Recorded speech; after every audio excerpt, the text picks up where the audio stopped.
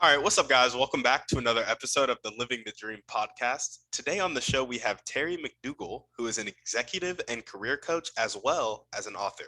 Terry, how you doing? I'm doing great. How are you doing? I'm doing great. Thanks for asking. And we like to jump right in. So if you could start with telling us a little bit more about yourself and what you like to do for fun, that'd be great. I was a marketer for 30 years before I made a pivot and became a coach in 2017. I worked mostly in financial services, and at my last employer, I'd risen to head marketing for several of the businesses there. And it's where I really recognized that I love coaching and mentoring. And so when I decided to make the change, that's what I made the change to. I'm also married and I've got three kids. My kids are 24, 22, so same age as you, and 18. So busy with them. But in my free time, I love to read, travel. I like going to our local theater. I mean, I like going to all kinds of theater, but I actually just got back from a trip to Mexico, so it's nice that we're able to travel again because I do love traveling. So that's a little bit about me. I love that. Do you have a favorite play or musical that comes to mind? Let me think. I mean, I used to go to New York a lot on business, and I would usually be there. In our office in New York was on 42nd Street. We actually our building overlooked the ball in Times Square, and I don't know why it took me so long to figure this out, but I'm like in the middle of the theater district, and I finally started just getting like half price tickets every time I went, and I'm just trying to think. Like I saw Philip Seymour Hoffman in Death of a Salesman. That was really cool. But probably like the funnest play that I saw in New York was How to Succeed in Business Without Really Trying with Daniel Radcliffe, otherwise known as Harry Potter, in the lead role. And I felt like that was such a special thing because I love Harry Potter, and that was a really fun show too. Yeah, that's epic. That's a play? Sounds like a motivational It's a seminar. musical. Yeah, it's a musical. It's a funny musical. Gotcha. That's awesome. That's awesome. Well, tell us a little bit more about your motivation. What gets you up and keeps you going as a coach and just in your everyday life? My whole life, I just really liked to help people solve problems. I I'm a problem solver as a marketer. That's what you do. You're like, okay, what are we trying to achieve? And then you come up with strategies and execute on them to make them happen. And I love doing that. I love being creative. I love coming up with ideas and making them happen. That's honestly what gets me up every day. But in my current profession, really the most exciting thing for me that keeps me going in this profession is um, meeting with people who are discouraged and they feel like they're never going to get the things they want, because they've tried a lot. I work with really smart and actually successful people, but I say I work with people that are successful but not satisfied because they're paying a really high price for their success. And to help them be able to see their world and their surroundings in a different way, and then have that aha moment like, oh my gosh, I never thought about that. And I'm going to try that. And guess what? It worked. There's nothing better. Honestly, that's my drug. Yeah, absolutely. No, I love that. And we are very similar. Yeah, I know. I know. We figured it out right off the bat here. Yeah, awesome. Well, tell us a bit about your dreams, goals, and vision for your life, your coaching business, and yeah. Uh, you know, I want to keep, connecting with people on this very real level and, just help more people. I've started to get into working with corporations. I mentioned to you before we hit record that um, I did a workshop for a company yesterday to it's actually to help people begin to understand themselves better, to understand their strengths, but also understand some of like their dark side. So like understand their strengths so that they have the confidence to step up and share the things that they see and to give fully at work, but also to understand where maybe when I say the dark side, where they may be keeping other people from stepping up and sharing their full potential. So I want to do more of that kind of thing because, the impact that I can have with an individual, it's great. I love it. It's so fulfilling, but I want to be able to help transform the way that organizations operate so that, when people go to work, they feel needed, they feel valued, and that organizations make it safe for people to show up and, give everything that they have to give. Because there's a lot of people that are, hiding. They're not showing up because they don't feel valued, and they're afraid that if they, step up and say what they see or whatever, that it's not going to be accepted or they'll be rejected. Or, it's funny because sometimes even in coaching, I'll ask people, like, what's the worst thing that could happen in this situation? And they'll say, well, I could be fired. And that that's rare, for people just to like take a chance and be fired. Um, but yet that fear and other fears keep us from showing up fully. I don't like that. Yeah, yeah, absolutely. No, fear is like the biggest deterrent in our life. Yeah, exactly. And actually, I think a lot of fears are, they're self-imposed. That a lot of times the the risk that we fear is not as great as what we think it is. And I see it all the time as a coach, because people they won't, well, first of all, maybe they don't think of trying something, but then when we talk about them trying something new in their situation to try to get a different result, a lot of times there's a lot of fear, like, oh, what if this happens, or what if they say this, or what if I'm embarrassed, whatever, like all of the things we fear. And then they try it and they're like, oh my gosh, that works so great. I wish I would have done that earlier. um, so I see it all the time. Like, what do they say? What did FDR say? Like, we have nothing to fear but fear itself. Yeah, It's true. It's true. no, exactly. I completely agree. And so you want to focus more on transforming the organizations. Are you going to do that by working with leadership, working with the employees, both? Well, the beauty about the platform that I have is that it starts off with this assessment, and I talked to you about it real briefly before we hit record. It's called the Five Voices, and it helps people to understand their unique way of seeing the world. Because there's five voices. I can go through them really quickly. It's connector, creator, pioneer, guardian, and nurturer. And depending on what your first voice is, we have all five voices, but there are some voices that we like to use more than others. Like my first two voices are connector and creator. And those are both very future oriented voices. But, like, say, for example, a nurturer or a guardian, they're very present oriented voices. And so the way that we see the world is very unique to us. And a lot of times when we have conflict, or there's misunderstandings, it's probably because you've come up against somebody who sees the world differently. But yet, when you have conflict, you think, why don't, I see it this way. Why don't they see it this way? So anyway, like with the organizations, it's like everybody gets to take the assessment and they start to understand who they are and how they see the world, but also how people around them see the world so that they can start to understand other people's motivation, maybe why they're doing the things that they're doing. Newsflash, they're not doing it to irritate you. That, which, believe me, a lot of people think that. They're like, why are they doing this? Why are they torturing me? And I'm like, they're not. They're just being themselves.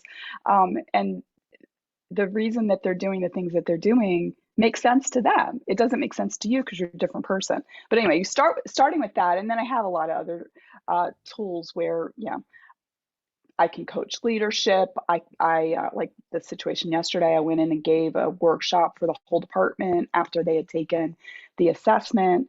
The next step, if this company chooses to do it, is to get on the platform that I have. So it's sort of a combination of like technology based training tools and in person training. I did it virtually, but it was me giving it live, and then one on one coaching with senior leadership.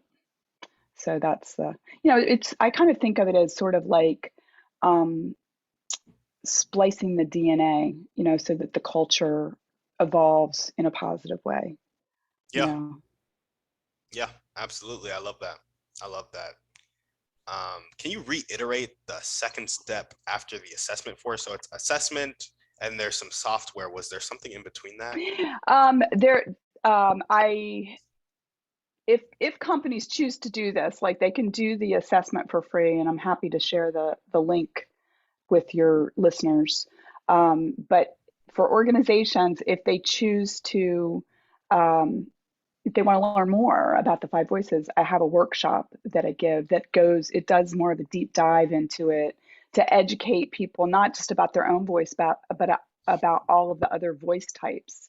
And, it's super interesting because once you go through the training, you could look at other people and be like, oh, now I get it. Right. I'll just give you a quick example of, when I worked at the last bank I worked for, I was the head of marketing for one of the businesses. And in marketing, you come up with the creative ideas. A lot of times they were pretty ambitious ideas, but I had a lot of experience. I knew we could do them. And sometimes I would be proposing something to a leader and they would look at me like I was kind of crazy. And what I understand now is that as somebody who I'm a connector first, but my second voice is creative. Creatives can see pretty far into the future because we're idea people. We imagine things that haven't happened yet. And so, for somebody who might be a guardian, who's very present oriented, who's very concerned about, honoring the past, if it ain't broke, don't fix it, that kind of attitude, somebody who's like looking far into the future and coming back with these cockamamie ideas, that's threatening. That's threatening to them. And so then I always remember them looking at me like I had three heads, like they couldn't believe that I was saying these things. And then I would feel like they were so skeptical and they were like asking me 20 questions and being really critical. And now I understand it's just because they had a different personality type, right? It did feel a little threatening to them to have somebody come in and propose something that was radical, even if it might work, because they're kind of like, well, what's wrong with what we're doing now, right? And what you're talking about could be risky, but any change is going to be risky, right? I was comfortable with that because of my future oriented way of seeing the world, but they weren't, because they were very present oriented and also honoring the past. And so now I understand it. I wish I knew this stuff back when I was working in corporate. I mean, maybe I knew it on a intuitive level, but I didn't have the tools to be able to like really look at it and understand it fully. Yeah, yeah, absolutely. I love that. Are there any other dreams or goals that you want to chat about? Well,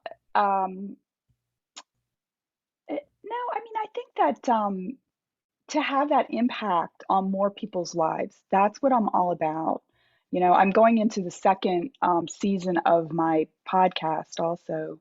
My podcast is called Marketing Mambo. And I'm just excited to continue to evolve that, and I'm getting a little more strategic in the way that I'm looking at it too. So just I just like to keep learning and growing and connecting with people and hopefully making a positive difference in people's lives. Yeah, tell us how the podcast works. Is it you solo? Are you connecting with other guests? What do you guys talk about? I always have a guest. My podcast is called Marketing Mambo, and my tagline is where I cha chat with marketing movers and shakers from around the world. So everybody that I've talked to has something to do with marketing. I've talked with marketing leaders. I've talked with sales leaders, because sales and marketing work closely together. I've talked to change management experts, because in marketing, a lot of times we are leading change. So anything that has to do with the field of marketing. For 2022, I'm going to be focusing more on talking with marketing leaders and probably fewer like vendors, because I did have like agencies and stuff, which is awesome. But I really want to get at the heart of like some of the issues that marketing leaders are facing, and just learn more about people's journeys. I always think it's really interesting to find out from people how they got their start in their career. Um, so it's an interview show, so I always have a guest. Yeah, absolutely. I love that. Sounds good. Well, if there were one or two people that you could meet right now, speaking of connectors, and Oh, yeah. this person could help you take, it could be a type of person or a specific person. This person could help you take the next step towards transforming those organizations, continuing to connect with people on that very deep level, as well as evolving your podcast. Who would they be and how would they do it? Oh my gosh. Well, it's funny because I know what I need, and I know what some of my own weaknesses are. One of my big weaknesses is that I'm a big idea person, and when it comes to actually doing things, it's not that I can't do it. It's just that I lose focus before I finish a lot of things. And I know what I need right now is like kind of a sales funnel for my website. And I know that's like kind of, I even know somebody that can do it for me. So I think you're probably gonna motivate me to contact Jonathan after we get off this call to do it. But I Sounds like you've motivated yourself. I know you've helped to focus me a little bit.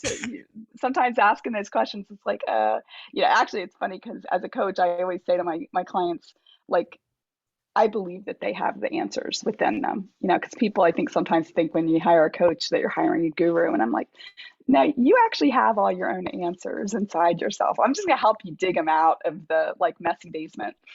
Yep. They're down there, it's just among a lot of like self-judgment and like societal messages and stuff. Because it's all, I personally think life is all about like finding that authentic path for yourself, right? And just doing it so you feel happy and you feel like you're being who you need to be. Absolutely. Absolutely. I love that. So somebody to create the sales funnel, but we know that that's Jonathan. Is there anybody Yeah. else that you could meet that would help you take Well, next steps? I mean, I'm really interested in talking particularly to female marketing leaders that have interesting backstories. Whether they came into marketing from a different type of background, or I don't know. I mean, I'm super interested in just talking to different kinds of people, because I'm just always, I want to learn and I want to share people's journeys with others so that they can be encouraged and inspired. Um, you know, one of the things one of the things I did in my book was I interviewed 11 people about their careers, because I think a lot of times, especially maybe early careers, sometimes people, they can look up at people that have been successful in their careers and be like, oh my gosh, like what was the magic formula that those people found to be successful? And as somebody in her 50s, I can tell you there's no magic formula, right? And when I talk to people that are very successful, a lot of times they have some really interesting stories, in terms of like getting fired or being in trouble with the IRS or being sexually harassed or whatever. And they went through that to get to where they are now. It wasn't like they just, got the magic bullet and they just like hit the bullseye on the first try. Like they fell down and they got back up and they went down the wrong path and then they backtracked and they went in a different direction.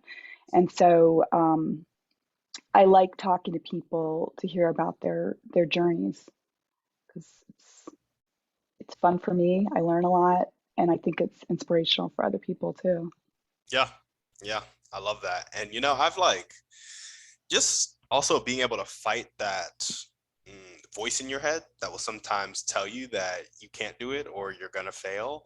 Like continually talking to people who met that voice, pushed through it, met those circumstances, pushed through it, and had Right. that inspirational story. It just gets in Yeah. your head, gets in who you are, and just helps you take those steps. Totally. Well, I mean, I just don't think that there is such thing as failure. It's just learning. It's just learning, right? Like if you think about like a baby learning how to walk, do we expect an infant to just get up and start walking? No, No. and also whenever they, stand up and they fall down, do we say, "Oh my gosh, you failed at walking"? No, it's all part of learning, right? And I think that once we get to a certain level of mastery of things, we think that, oh, it's going to be smooth sailing from here on out. And, if we fall on our face, we'll, say to ourselves like, "Oh my gosh, I'm not cut out for this." It's like, no, it's just part of the process. Like you're learning to walk in a new environment. And so yeah, you're going to fall down and you're probably, not going to feel good sometimes because, maybe you're going to be embarrassed or you're going to be rejected. But are you going to get up and keep going? That's the question. Because I know in my career, I mean, it took me a long time to figure this out, but I actually learned a lot more from the times that were hard, than the times that were easy. I learned more from bad bosses than I learned from good bosses, right? Because when I was on the other side of somebody who was a horrible boss, I was like making that mental list of don't do this. It feels like crap. Don't do this.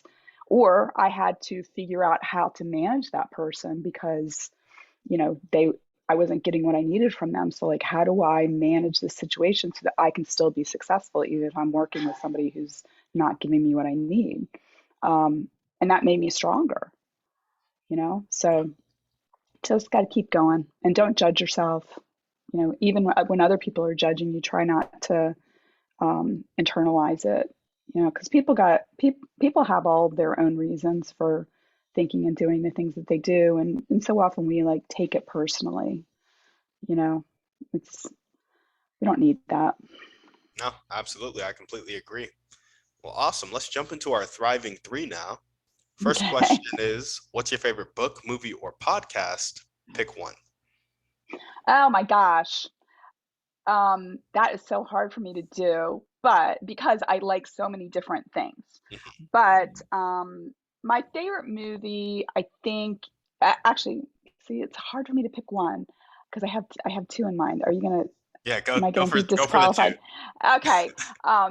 The Wizard of Oz is one of my favorite movies from my, just because of childhood, when it went from the black and white, like, and I'm old enough where you couldn't just watch it whenever it came on once a year, right? Yeah. So we'd always feel like, oh my God, we're gonna watch The Wizard of Oz, and it went from black and white to color. I just loved it. It was just like such a, um, and then the scary.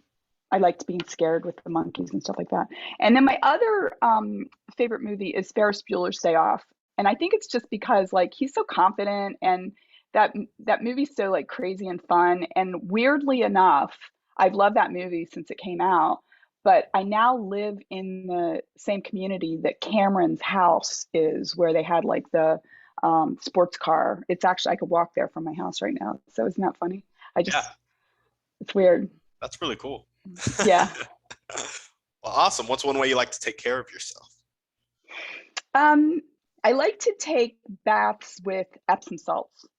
Like supposedly that helps to like take the toxins out of your body, but just to be able to relax in a hot bath and like listen to a book on tape or something like or Audible. I like doing that. I usually fall asleep. There we go. There we go. And what is one action step you can take right now? One more than talking to Jonathan right after the podcast. But what action step you can take right now to either talk to more female marketing leaders or get into more organizations so you can transform them? Yeah, well, I mean, I think that the two are related, honestly.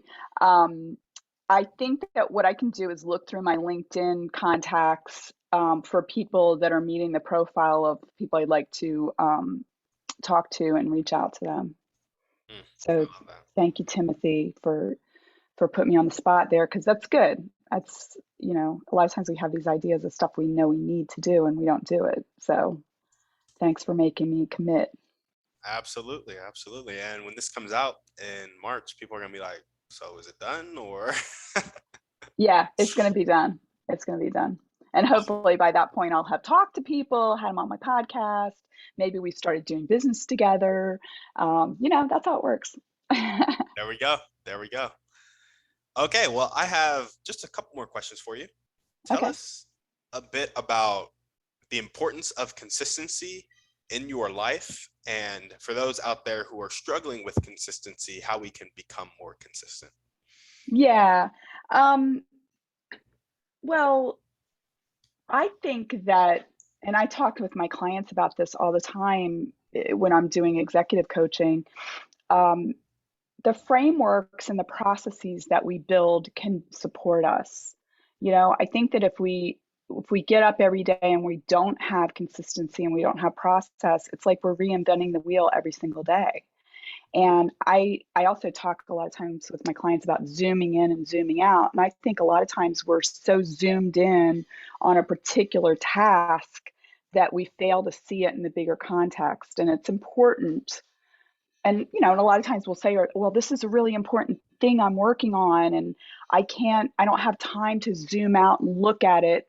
They don't think about that.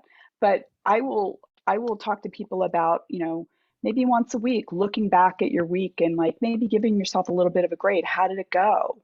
Right? Was this a productive week? Did you do the things that you wanted to do?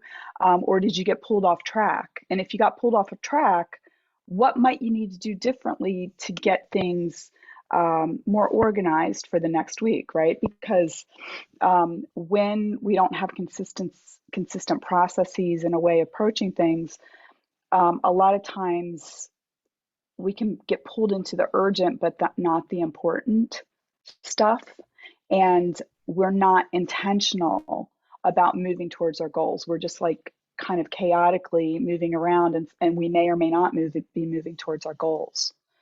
And so what was the second half of the question? Um, I think you kind of answered both at the same Okay. time. Okay. Good. Good. Okay. Good. Awesome. When you said we can get pulled into the urgent and not the important, I really thought you were going to take us through Stephen R. Covey's Four Quadrants. Yes. Well, I use that tool a lot in my work, and for many people, it's very eye-opening. And a lot of times it's people that have been working for like 20 years, right? And they're doing big important things, and they're complaining about like never having enough time, and having to work on the weekends and stuff. And you know work will work will grow to fill up your life 24/7. Mhm. And it's really important to be very intentional about what you put your time and effort into, and to put boundaries in place with work, and to make sure that when you are investing your time and energy in work, that you're investing it in the highest leverage parts of the business, right? Like, where are you going to get the biggest impact? And if we're just coming in and blindly doing whatever crosses our inbox that day, we're probably not really working on the most important things. So it takes some discipline to really, like I said, zoom out and look at the bigger picture and say, like, okay, of every place that I can invest my time and energy, where does it need to be? There we go. I love that. And the last question, well, I guess I want to follow up on that. When you're first looking at those impact activities, I feel like a lot of people can feel like everything they do is really impactful. So how do you go about really differentiating between, like, okay, this is absolutely impactful and this is like something that's just keeping me busy and is urgent? Well, I mean, I think that it's important to not only look at, okay, what's the biggest impact, but what resources do you have at your disposal? Because I've seen a lot of people be promoted and not mentally promote themselves to the next level. So they may actually have people that they could potentially delegate to, but a lot of times they'll say, "Oh, it's just quicker for me to do it," and I'm like, "That's not your job anymore. Yeah. Like, delegate so that other people can learn, right?" But I think when it gets down to brass tacks, it's not that hard if you really think about it. Like, what I used to do is, like, if my boss or my boss's boss asked for something, guess what? That was at the top of my to-do list. That got done first. Because obviously I'm going to keep my job if my boss and my boss's boss are happy, right? Like, and honestly, sometimes maybe those weren't even the most quote unquote important things, right? Like, maybe that wasn't going to move a project along, but you have to make sure that your environment is productive, right? And if my boss is unhappy or my boss's boss is unhappy, it's not going to be a productive environment, right? Yeah. So that's that. But I think that you really do have to triage, just like, in a hospital emergency room, right? The person with the compound fracture is going to go ahead of the person who has, a scraped knee, right? And sometimes maybe things are close, but you've got to make your decisions. And I was actually just talking with a client about this yesterday, about the important but not urgent versus the important and urgent. And one of the things that happens a lot of times is that when the important and not urgent aren't taken care of, they don't get taken care of until they become urgent. And so that means the person is constantly on that hamster wheel, just running and running and running. And sometimes we've got to pull back and say, you know what? I am going to put something that's somewhat urgent on the back burner so that I can build a system. This is something that could be important and not urgent. I'm going to build a system that's going to keep us from having to deal with those urgent things all the time so that I can have more flow in the way that I work. But that really requires, like I said, zooming out and looking at the big picture and understanding how does everything interrelate and impact each other, right? Because sometimes we're just looking at something in a very disconnected way and saying, oh, I've got to get this done. Oh, here, I'll give you an example, actually. I had a client who got promoted, and she was spending a few hours each week working on this report. She had to like gather all this information from people on her team, and she would do this report to give to her boss. And she finally had a conversation with her boss, and her boss was like, I don't know why you're giving me that report. So she's like spending all this time on something that maybe the prior boss wanted, but she had never like double checked on it. So she's wasting hours per week. Yeah. And I mean, she eventually did do this. Obviously, this is how she found this out. But sometimes you have to zoom out and like start to question everything that's going on in your day, because maybe, you can cut a step out of a process and save you time and energy. Um, maybe you can think of a new way of doing things. Um, maybe you can negotiate to get more help, right? There's a lot of different ways to have impact, but we've got to step back. We can't like be so in the weeds that we don't see other options for how we make impact. And impact doesn't mean that you just do everything the same way. Yeah. It's, you think about like, what's the final result that we're doing? We could do it many different ways. Yeah. In a lot of business books, success books, I hear about working in the business versus on the business. Yes, that's the E-myth, right? Absolutely. And envisioning like, what do you want that to be? It doesn't happen overnight. And I think that can be really frustrating because, and I see this with my coaching clients a lot, where they'll, come to a session, they'll be like, oh, after our last session, I had this plan that I was going to, put my to-do list together, and I was going to prioritize. And, by Tuesday that got thrown off track. But it's never going to be perfect. We have to constantly be optimizing, and we have to be forgiving of ourselves when things don't go perfectly, because that really drains a lot of energy out. Like, we just have to accept that sometimes, yeah, things are going to get messed up. People are going to make mistakes. We're going to work on the wrong thing. Our best laid plans are going to be pushed aside because some crisis came up, but that's just all part of it. It's part of life, right? I mean, Yeah. it's just part of life. There we go. Well, awesome. I have one last question for you. It requires a bit of pretext.